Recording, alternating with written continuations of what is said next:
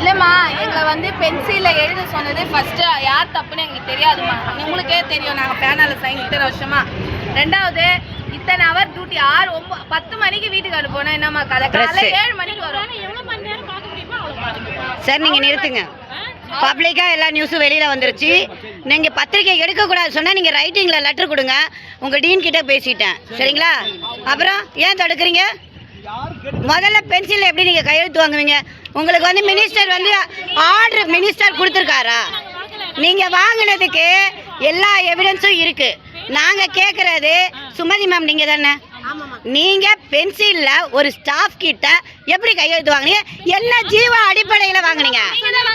இப்போதான் இவங்க தான் சொல்கிறாங்களே. இப்போ இவங்க உங்கள் முன்னாடி என்ன கேட்டாங்க மேடம்? இப்போ அவங்க என்ன கேட்டாங்க?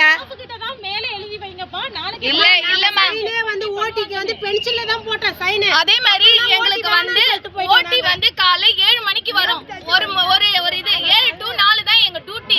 ஒரு ஆளுக்கு 10 ஓட்டி நாங்க செஞ்சிட்டு இருந்தோம். இப்போ எங்களுக்கு 5 ஓட்டி தான் தருவேன். இவங்க தான் மீட்டிங் போட்டு சொன்னது.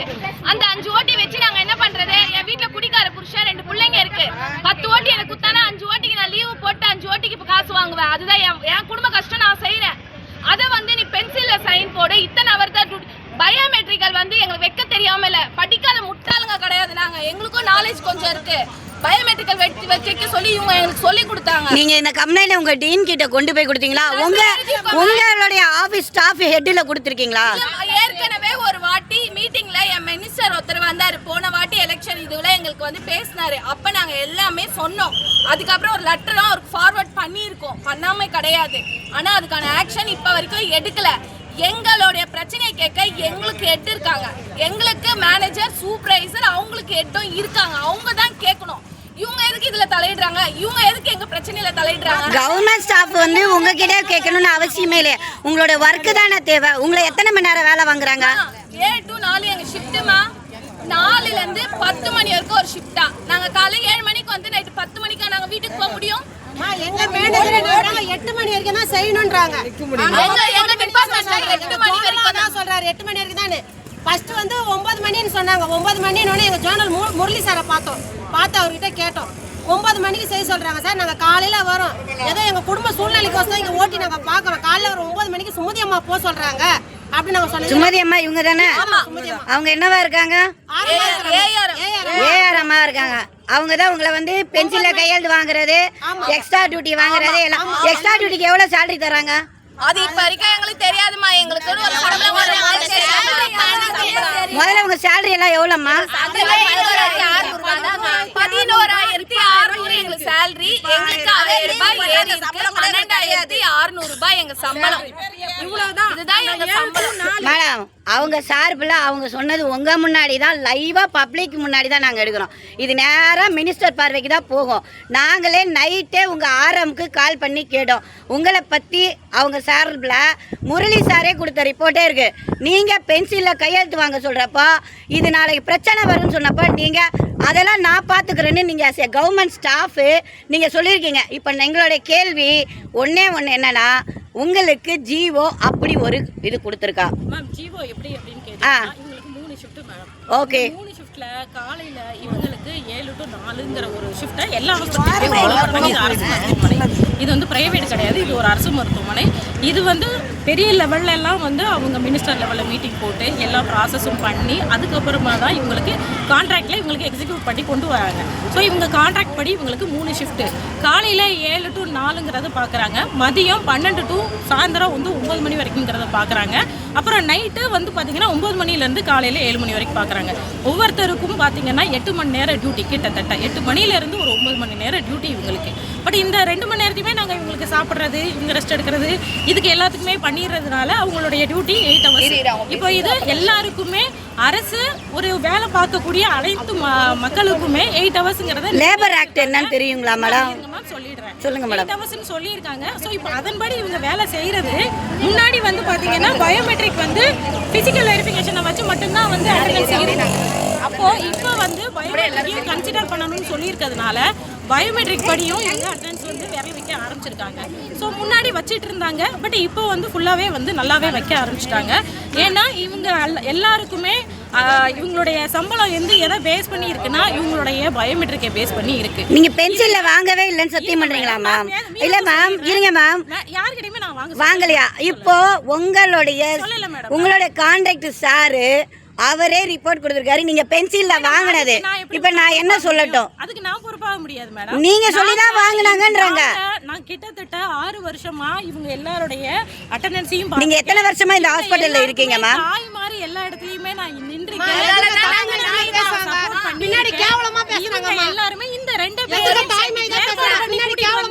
இவங்க, அதாவது மேடம் நான் உண்மையா நேர்மையா வேலை செய்யற அரசு அதிகாரிகளை இவங்களால எதுவும் செய்ய முடியலங்கிறதுக்கான ஃபால்ஸ் மேம், இந்த ஃபால்ஸ் அலிகேஷன் நீங்க சொல்லக்கூடாது. ஆஸ் ஏ கவர்மெண்ட் ஸ்டாஃப் நீங்க எப்படின்னா, நீங்க பிரைவேட்ல நீங்க யாரு எடுத்தாலும் லேபர் ஆக்ட்னு ஒண்ணு இருக்கு, அதன்படி உங்களுக்கு என்ன இதுவோ அதுதானே மேடம் நீங்க சொல்லணும். செக் பண்ணுங்க. நீங்க பென்சில்ல வாங்குறது தப்பு, சாப்பிட விடலன்றது தப்பு. எப்படி மேடம்? நாங்க வாங்கல, நீங்க பயோமெட்ரிக் எடுத்து செக் பண்ணுங்க. நீங்க செக் பண்ணிட்டு இவங்க நோட்ல அப்ப ஏன் மேம் இத்தனை பெண்கள் இவ்வளவு டார்ச்சர்?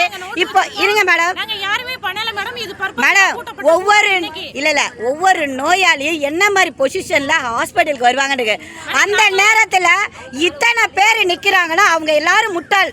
நீங்க ஒருத்தர் சொல்றதா புத்திசாலித்தனம் நீங்க சொல்றீங்களா?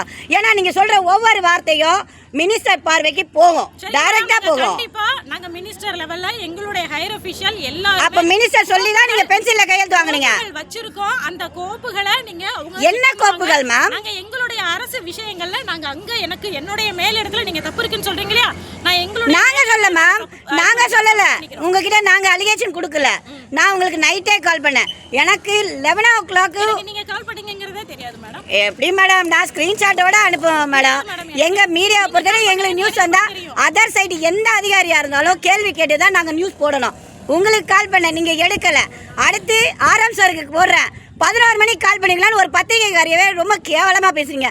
11 மணிக்கு கால் பண்ணோம்னா பெண்கள் என்ன அவ்வளோ உங்களுக்கு நான் வீட்டு வேலைக்காரவங்க நினைப்பா? நீங்க எப்படி எங்களை பேசுவீங்க? அப்போ நான் அதை கூட நான் உங்களை கேட்கல, அதையும் நான் கேட்கல. காலையில பிரச்சனைன்ட்டு எனக்கு வருது, அடுத்த செகண்ட் நீங்க வர இவ்வளோ பிரச்சனை நடக்குது. நீங்க உங்க சைட்ல தப்பாவே சொன்னா பெண்களுக்கு யாருமே கொடுக்க மாட்டாங்களா? நீங்க கவர்மெண்ட் ஸ்டாஃப்னா நீங்க சொல்றதே ஃபேக்கல்டிஸ் எல்லாரும் கேட்டுக்கணுமா? ரூல்ஸ் படி நீங்க எந்த ரூல்ஸ் படி நீங்க வாங்குனீங்க? ரூல்ஸ் படி நீங்க பென்சில்ல கையெழுத்து எப்படி வாங்குனீங்க மேம்? அப்படியே மேடம் தாராளமா பேசுறோம். ஏமா பென்சில்ல கையெழுத்து போடுறது யார் மேம்? ஒரு நிமிஷம். வேலை செய்யற ஒருத்தர சொந்த பர்சனல் கோசம் அவங்க வீட்டு வேலைக்கு எப்படி மேடம் கூப்பிடலாம்? யார் வீட்டு வேலைக்கு? அவங்க வீட்டு வேலைக்கு ஒரு நிமிஷம் எடுங்க. இங்க வேலை செய்யறது எங்களோட வேலை, சரிங்களா? அவங்க பர்சனல் வேலைக்குலாம் நாங்க இன்வால்வ் ஆக முடியாது, சரிங்களா? அவங்களுக்கு வீட்டு வேலை செய்யறதுக்கு நாங்க ஆள் இல்ல, சரிங்களா? இங்க நாங்க அப்பா இல்லீங்களா? பெருக்கணும், தொடக்கணும், ரெஸ்ட் ரூம் வாஷ் பண்ணணும், இதுதான் ஏன் வேலை. அவங்க வேலை செய்யறதுக்குலாம் ஆள் இல்ல. அத போய் நாங்க சொல்றோம், நீங்க திருப்பி அடின்னு சொல்றாங்க. அப்ப நாங்க அடிக்கணுமா?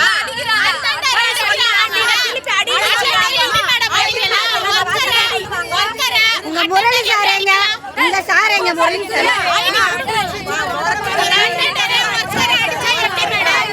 ஒர்க்கர்களை அடிக்கிறாங்க சார். அடிக்கிறாங்க எல்லாத்தையும். நாங்க நைட் டியூட்டி பாக்குறோம்.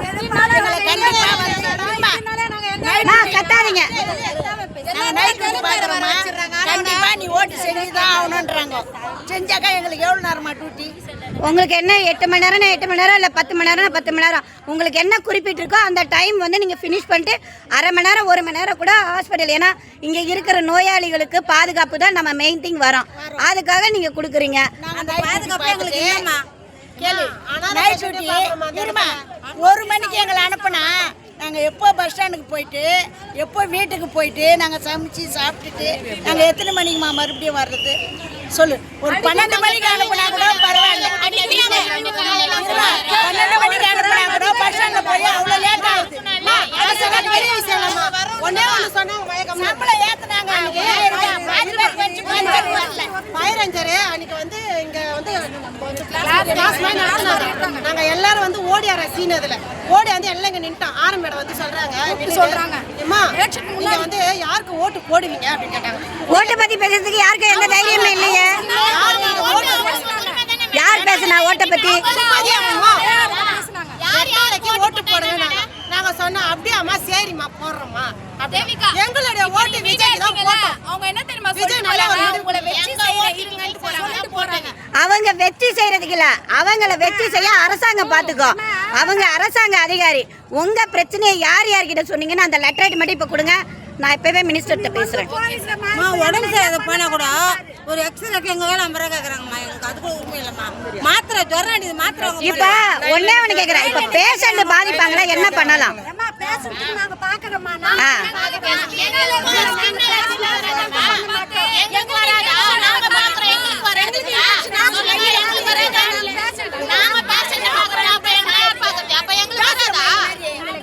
ஒரே வார்த்தை என்ன சொல்றாங்க, கப்பஸ் கழுத்து வர ரொம்ப டைட்டா நடுக்குற, ஏன் நீங்க இறங்க ஃபர்ஸ்ட், நீ அப்புறமா வா லிப்ட்ல வண்டி எத்த மட்டும் விட மாட்டேன்றாங்க, பேட்டரி வண்டி எத்த மட்டும் விட மாட்டேன்றாங்க, பேட்டரி உள்ள கப்பஸ் போறாங்க, நாங்க எடுக்கிறோம்.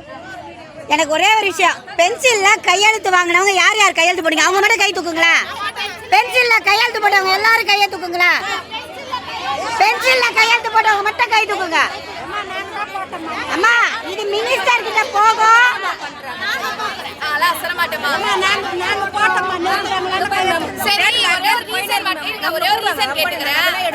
என்னோட கான்ட்ராக்ட் வேலைக்கு கிச்சன்ல சாமா கழுவுறது என் கான்ட்ராக்ட் வேலை கிடையாது.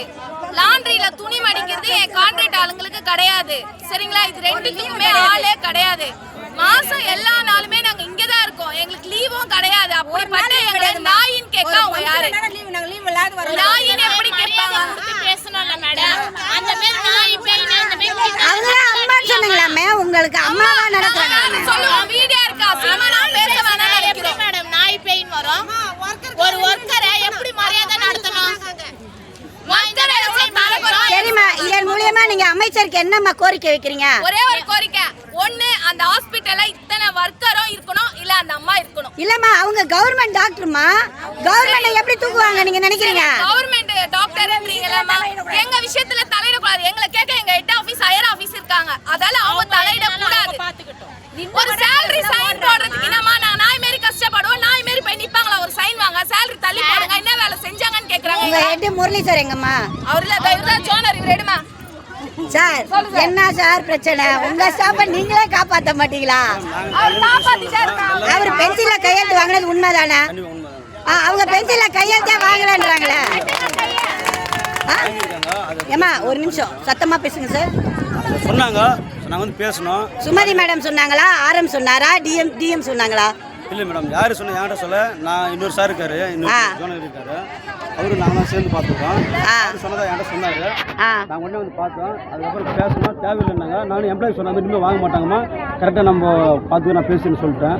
சரி காலையிலேருந்து சொன்னாங்க, சொன்ன உடனே சரிம்மா பார்த்துல வாங்கம்மான்னு சொல்லி. சரி, இன்னொன்று ஒர்க்கரை வந்து ஒர்க்கராக பார்க்கணும். லேபர் ஆக்ட் உங்களுக்கு எல்லாருக்குமே தெரியும் நான் நினைக்கிறேன். லேபர் ஆக்ட் படி ஒருத்தவங்களை மன ரீதியாகவும் உடல் ரீதியாகவும் பணிகளில் பாதிக்கக்கூடாதுன்றது இருக்கு. ஆனால் இத்தனை பேர் ஒரு மருத்துவமனையில் இவ்வளோ தூரம் பண்ணுறாங்க அப்படின்னா இது எவ்வளோ தூரம் ப்ராப்ளம்? இதோட தெரிஞ்சு நீங்கள் என்ன பண்ணீங்கன்னா ஹையர் அஃபிஷியலுக்கு தெரிவிச்சிருக்கணும்ல. லெட்டர் நம்ம கேட்டோம், நான் வாயில் சொன்ன இருக்காதுமா, இல்லை ஒரு லெட்டராக கொடுக்கணும். லெட்டர் கொடுத்தாங்க, நாங்கள் டீன் என்ன சொன்னார்? டீன் வந்துட்டாங்களா? சார் வந்து எடுத்துட்டு வாங்கப்பா, நான் பார்க்குறேன்னு சொல்லியிருக்காங்க. சரி வரட்டும், வெயிட் பண்ணுவோம்.